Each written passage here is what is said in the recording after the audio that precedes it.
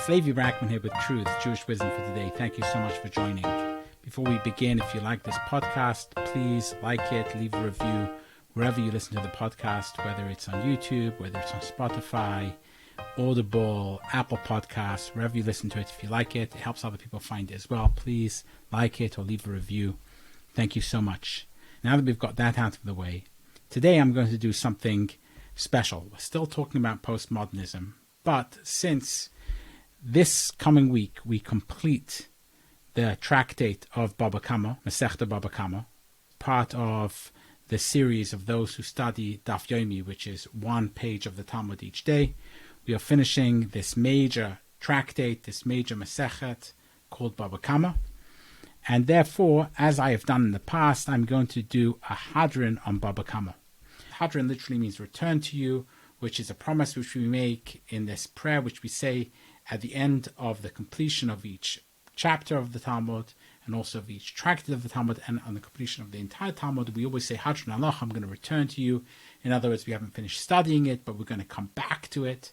And therefore, whenever one talks about the Masechta at the end, we call it the Hadran. So I have done, over the last number of tractates, when I've completed them, I have done in this podcast a Hadran on that tractate. Now, I haven't done one recently because Baba Kama happens to be a very long Masechta. It is 119 pages long, and therefore it's taken us a number of months to complete it. And now, next week, we complete it, and therefore, in this episode, I'm going to be doing the Hadran, or an explanation, expounding on Baba Kama. But it fits right in with the entire series that I've done on postmodernism. And the reason for that is because what I'm going to be talking about today is about how Judaism, and specifically the Halakhah, is in contradiction to postmodernism. So this episode is going to be more scholarly in content, but I'm going to explain it in a way in which I hope everyone can understand very clearly what I'm trying to argue, and I will bring in some of the Talmud which we studied in Baba Kama. To begin with, I want to reference something which was discussed in the previous episode when I had a conversation with Rabbi Levi Brackman. And in that, we had this little debate about the Halakhah and about Judaism, whether Judaism could be postmodern, in other words, relativistic, in the sense that it's all relative truth or not. And he mentioned that Halakhah, or Jewish law, is something which doesn't really have a foundation in empirical reality, and therefore it all depends on what you believe. And if you believe in Halakhah, then you have that binding upon yourself. But if you don't believe in it, and you believe in something else, then that's binding upon you, and there's no real empirical reality. Rather, you just need to accept it on blind faith, that this is what God wants me to do, and therefore it's a personal relationship with God. And whilst I didn't disagree with that at all, I did argue that Halakhah is only one piece of the puzzle. Within Judaism, there are a number of different categories which relate to how one should behave and how one should see the world around us. So let's start off with what we discussed, Halakhah. What is Halakhah? Some people translate it as Jewish law, but it's not really the correct translation. Halakhah really should be literally translated as going along the way, to go. And it comes from a verse which is found in Exodus chapter 18, verse 20, which says the following: V'ida'ata lahem es haderech yelchu bo v'es hamase asher yasu, which means, and you should make known to them the way in which they should go in it and the action that they should act. So, and you should let them know the way in which they should go in it. That is the idea of Halakhah, the way in which you should go. Haderech yelchu bo. It should be known to them the way in which they should go. What is the way in which they should go? That is the Halakhah. And what that means is, it's the way in which you should go from now, at the time of Mount Sinai, when that was said, all the way till in the future. This is the way in which Jews should go. And therefore it's called Halakhah, the way in which people should go. Because this is the Jewish way. This is how Jews act. Think about this imagery of the way. The path in which they should go. It's a path that people walk through. Think about this as a framework, if you like. I like to think of it like the rails, like an algorithm. So in Halakhah, you have these rules, which the input is facts, and the output is how you should act. Derech yelchobo vesamas ashiyason, the way in which you should go and the actions that you should act. The way in which you should go, that is the algorithm. And what comes out of the algorithm? The mas ashiyason, the way you should act. So the Halakhah is like this algorithm or this framework.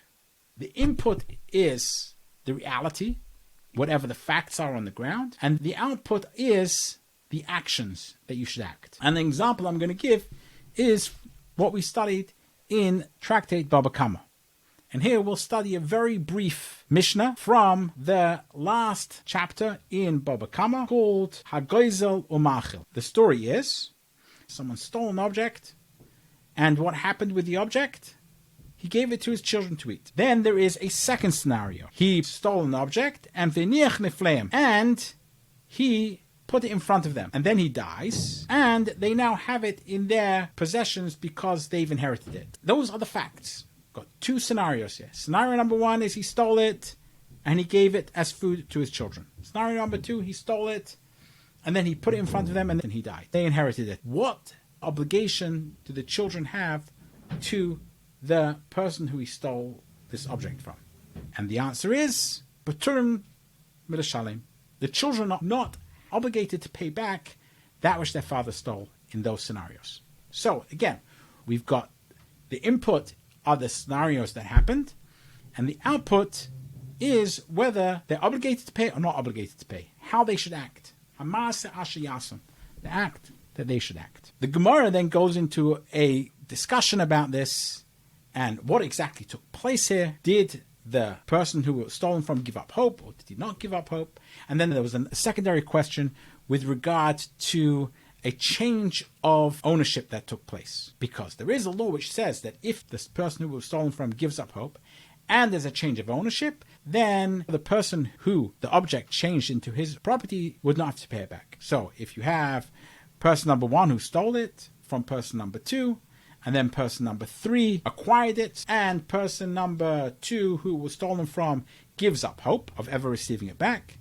So that, in conjunction with the change of property going into the ownership and into the possession of person number three, means that person number three doesn't have to return anything to person number two from who it was stolen. So the question here is, when the inheritors inherit the stolen object, is that considered a changing of property or not? So now the question is that the same thing as someone buying it? Or if someone who inherits it, although it's come into his possession and before it was in the father's possession, is it considered a change of possession or not a change of possession?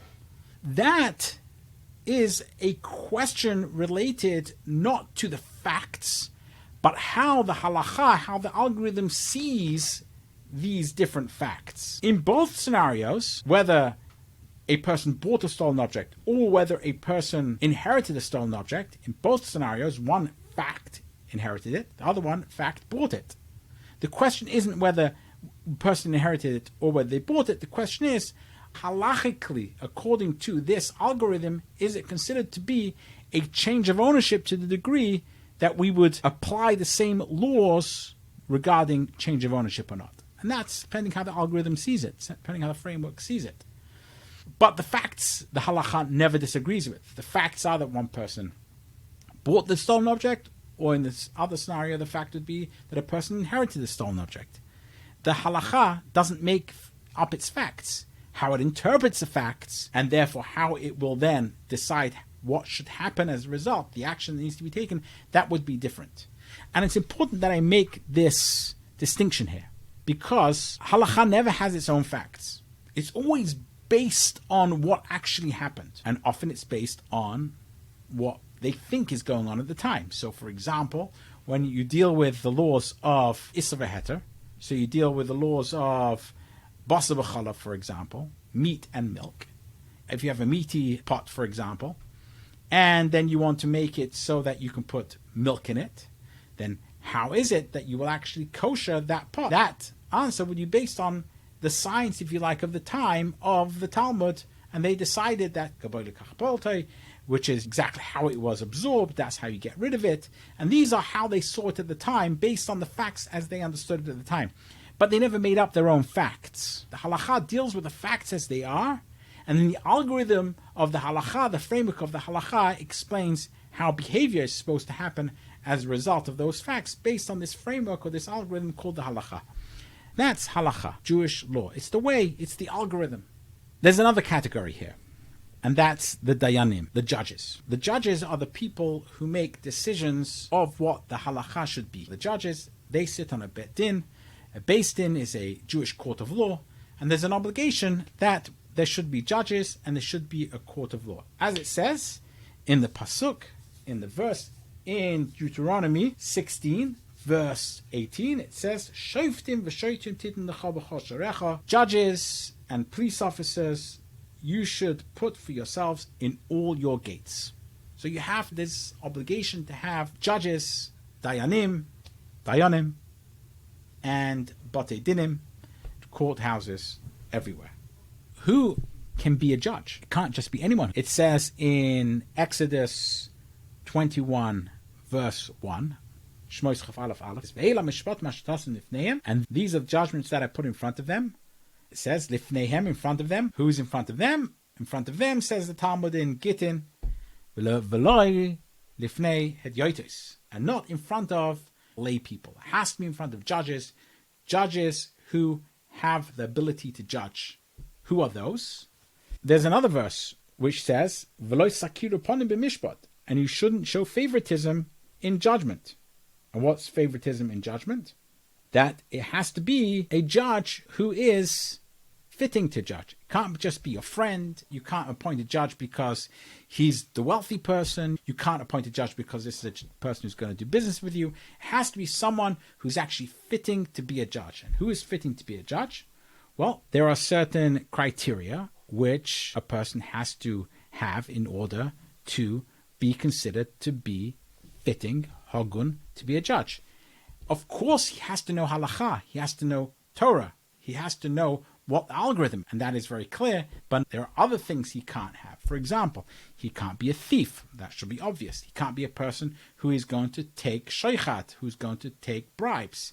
And if, for example, he is going to be judging capital punishments, he can't be an old person. Why can't he be an old person? Well, because an old person doesn't recall the challenges of having children. He doesn't remember his tsar gidul bonim, the challenges of bringing up children. And because he doesn't remember that, it is possible that he won't have the correct empathy for the person who he's judging. It can't be a person who is castrated, for example, because back then they thought that person who was castrated was an achzari, was a person who had a certain amount of aggression to him, and therefore may be too sympathetic to the murderer or to the person being judged. And there's various other rules associated with who can be a judge and who can't be a judge. Generally, a person who can't be a witness is also disqualified from being a judge. And there are a bunch of people who are disqualified from being a witness. The idea of being a judge and being a witness in the Torah are very related to each other because they both are very central to judgment and central to justice happening. And if you're disqualified from being a witness, you should also be disqualified from being a judge. So judges are people who have to have an ability to correctly assess what's going on without fear or favor. There is actually a whole page in Tractate Shavuos, in Masechtas Shavuos, Daf Lamed Amud Beis, which talks about midva sheker tirchak, which means you should stay far away from falsehoods. And we talked about this also in another episode.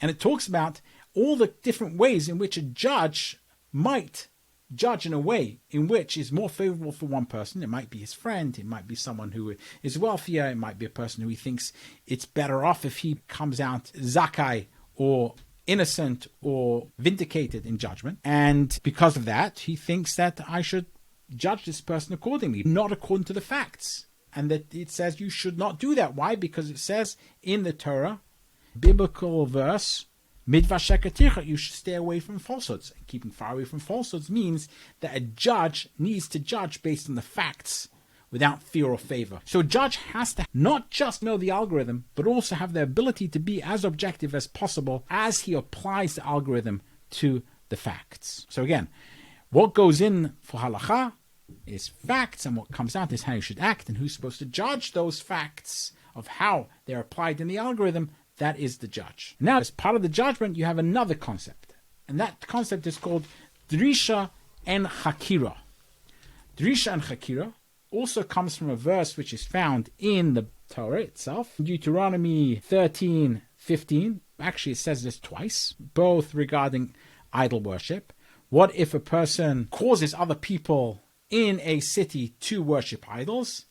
The Torah says that comes before the judges, and the judges darashta v'chakarta v'sha'alta hativ, and they look into it, and they researched it, and they asked questions very well. V'hinei emes nachan hadavar, and behold, it is true and a correct thing that this is actually what happened. There was somebody who caused other people to serve idols. Then that person is put to death. And it says these words, v'darashta v'chakarta v'sha'alta, and they did a great inquiry into this, and there's 3 words for inquiry, and they found emes nachan hadavar, and this is one of the places where you actually find the word true with regard to an empirical fact. And from that we learn that every single court case you need to do Drisha and Chakira, this investigating of the witnesses to make sure that this actually happened, that it's factual. And there are 3 types of investigations that you investigate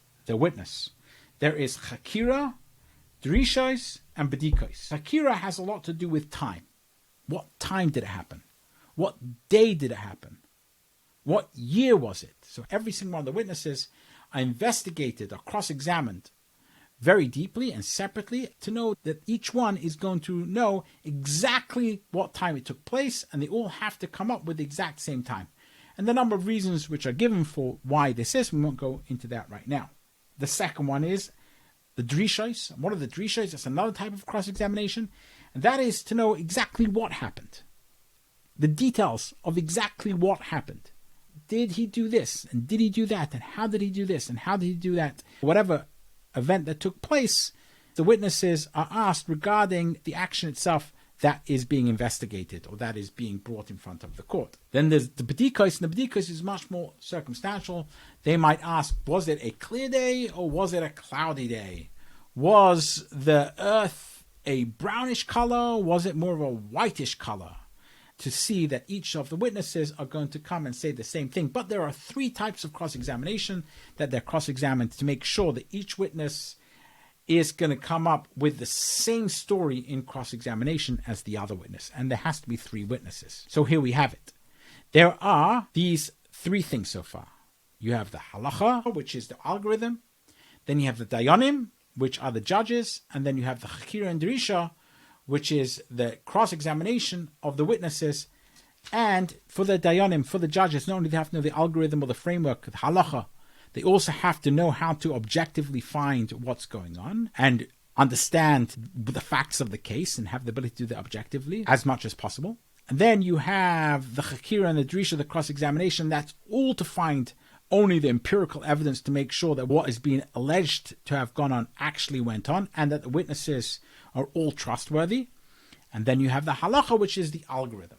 And all of it works together in order to be able to figure out what the verdict is, Hamai Sashiyas, on that which needs to be done. So that's how this works. What's really interesting here is that it seems very similar to what science does.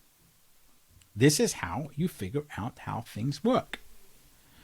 What you do is you bring the evidence. You have smart people who understand how to assess the evidence, and you bring witnesses, you cross-examine the witnesses, and then you figure out what is the probability that this is correct or incorrect. It's interesting because the words which are used to figure out if this is correct or incorrect are emes nochain hadavar. True, which is the word emes. When they find out whether this is emes, true, nochain hadavar, the thing is correct. Now, I thought to myself, why do we have this double language? It could have just said, and they did this cross-examination, they did it really well, and they found that the thing was true. That would have been good enough. Why does it say, emes nochen hadavar? Why does it say that this is true and it's correct? Why do we need this double language? So some people argue that the Nochen Hadavar, when it says the thing is correct, that is to tell us about doing another type of cross-examination. I posit that perhaps it is a qualifier. So there is this rule in the Torah of klal or prat. If you have a klal, which is a rule, then you have a prat, which is a detail of the rule, then ein bechlal ele mashe beprat. Then there isn't in the rule only that which is in the prat, which is in the detail. So I know that this isn't really a klal or prat. Okay, I know this isn't a rule and a detail, because a rule and a detail would be to do with a different type of law. But I'm going to use a similar kind of concept, which is that the Nochen Hadavar is a qualifier, just like a klal or prat. Emes means this thing is factual. It is true. But how can we know that it's 100% true? We have witnesses, correct? Yes. And have we done a cross-examination of the witnesses? Yes, we have. A very deep cross-examination of the witnesses. And we find out that it's true. But then there's a qualifier, Nochen Hadavar. It is correct. Unlike some people who might argue this is meant to say that it's really, really true. What it means to say is that you can't ever get to 100% truth. Just like in science, you're never going to get to 100% certain. Nothing. It's always 99.999. The highest you're going to get is as close to 100% as possible. It's never going to get 100%. You're always going to have a non-zero probability that something is different than the way we see it. There's always that possibility. Now, of course, once we get to very, very high probability in the high 90s, then we accept that as fact. But science never tells you something with 100% certainty. There's always the possibility that there might be room for something to change. That is just the reality of the world we live in. So the Torah must have known that when you say the word emes in a case where it's dealing with evidence and the judge has to judge it, it is a qualifier that emes nochen hadavar, which means it's true and it is correct. And this is a qualifier to the truth, that this is a truth to the degree that it is a correct idea, rather than truth in the absolute. Similar to when we have sheker, falsehoods. It doesn't say you should not speak falsehoods, because we don't know the absolute falsehoods. You just want to keep it far away from falsehoods. We've spoken about this spectrum. You have the spectrum from false to true. You never get to total falsehoods, and you never get to absolute truth. Rather, you can get as close to truth as possible, and that's the emes nochen hadavar. True with the qualifier, and the thing is correct. To tell you, it's not absolute 100% truth. You never need to get to 100% truth. But when you're dealing with killing someone because they're an idol worshiper or because they've caused other people to idol worship, then it has to be as close to truth as possible. And that would be emes nochen hadavar. True, and the thing is correct. You're never going to get to 100% truth, so there's a qualifier. You've done all the cross-examination as much as possible. You're getting very, very close to what's humanly possible to be considered truth. From falsehoods, again, you do everything you can to keep away from falsehoods, and therefore, because you're never going to know what's 100% false, but you want to keep as far as possible from falsehoods. And all of that together is called tzedek tirdaif. You should run after that which is tzedek, that which is righteous. And actually, this idea of emes and tzedek is somewhat used interchangeably, it seems, in these verses. And therefore, the idea is to run after righteousness, run after emes nochen hadavar, the thing which is as close to truth as humanly possible. Through what? Through trying to be as objective as possible, through being a judge who has the ability to be as objective as possible, to actually figure out the facts, and through looking at all the evidence and cross-examining the witnesses, etc., to find out the facts which actually happened, so you can make a judgment which is tzedek, which is righteous. That is how this works. So, when you say that Judaism can be a postmodern religion, it doesn't seem like that to me. Because it seems very much to believe in the ability to discern objective reality. If you couldn't discern objective reality, if everything was relative, then you couldn't have this idea of Halakhah. You couldn't have this algorithm where objective reality goes in and how you should act goes out. Because without objective reality, you don't have that whole system. If we don't have objective reality, if we don't have a shared reality that we can all agree on, and an ability for judges to look at the evidence and actually come up with and say, yes, seems to be exactly what happened, then you have garbage in, garbage out. Anyone can come up with anything. You need the ability to make proper judgments based on a shared reality that we all somehow can agree on. And otherwise, the whole system doesn't work. If no one can agree on what a woman is, to use that example, and it's whatever you want it to be, then you can't have any of the laws related to the whole Seder, the whole series of Nashim, which talks about women. Because we don't know what a woman is. And if we don't know what a woman is, then the facts which go into the algorithm, they're not real. And therefore garbage in, garbage out. If we can't agree, and we don't have a mechanism to all agree on some form of objective reality, then we don't have Jewish law. We don't have Halakhah. So Judaism has to believe in the ability to come to a shared objective reality of facts as they are, so that you can come up with Hamaisa Shiyasun, the action that you should act. Now, one might say, well, what about Halakhah itself? This framework itself, is that factual or not? Is it MS or not? And for that, it's really interesting because we've discussed in previous episodes that God tried to bring evidence that this came from him. That's why on Mount Sinai, he said, I am the God, your Lord, who took you out of Egypt. He didn't say, I'm the God, your Lord, who created heaven and earth. Because he was trying to bring evidence for the framework that he was going to present. And if he's going to bring evidence for the veracity of the framework he was going to present, he's doing the same thing that would happen in a court of law. I'm showing you why this is who I am and why it has validity and why you should accept it. Because I have the power. I am that Lord, your God. I am the God who took you out of Egypt, and I'm now giving you a framework that you should live your life, and that framework has veracity to it because it comes from me, and I've shown you who I am.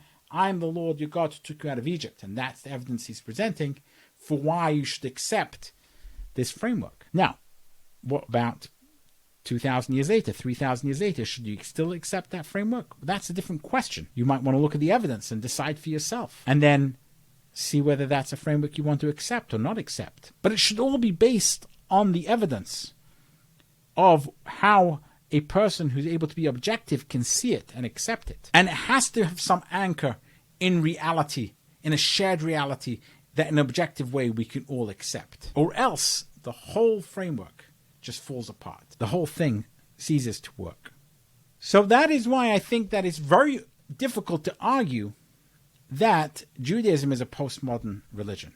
Judaism doesn't have this relativism in it. Judaism does believe that there are certain things which, when reasonable minds which have the ability to be objective, together with bringing in the evidence, and then doing proper cross-examination of the evidence and of the witnesses, one can come to a shared objective view of reality that then can go in the algorithm and in the end can tell us through the algorithm how you should act. So this has been the Hadran on Baba Kama, and the reason why this is very relevant to Baba Kama is because we've discussed in Baba Kama so many different laws which relate to reality. What happens if a cow was stolen and it was slaughtered, or someone stole something and then someone came along and said, hey, you stole it from me. And he said, no, I didn't steal it. And then the person said, oh, you know what, I did steal it. And what is the law? Does he have to return it? And how much should he need to return it? Etc., etc. There's so many laws related to business and commerce. What happens if you have an ox which calls a cow, different kinds of animals which damage other types of animals or other types of property, and different types of things which can damage other things. So there's what happens if someone digs a pit in the public domain. What if someone lights fire to someone else's property? All these different laws have to be associated with some kind of shared reality of the world. Damages and stealing and disputes in business, they all have to be related to some kind of an ability to have a shared version of reality. And that's what Baba Kama is talking about in great detail. And this is how it works. This is how the system works. You have the Halakhah, and the Halakhah takes in those realities those situations, those scenarios. And in the Gemara, it examines all the edge cases of these different scenarios of what may or may not happen. And then, if those scenarios happen, what the halacha is. What does the algorithm tell us should happen? So that's what Baba Kama is all about.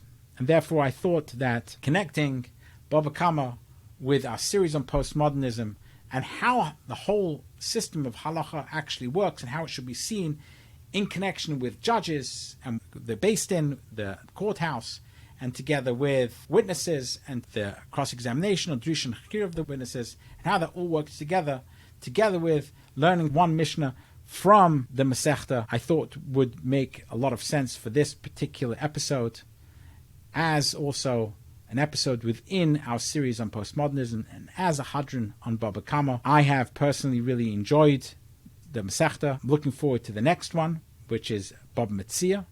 Anyone who is not learning Daf Yomi, I think you should think about doing it. There's so many outlets in which one can study it and so many different really wonderful online classes that one can listen to if you want to do it that way.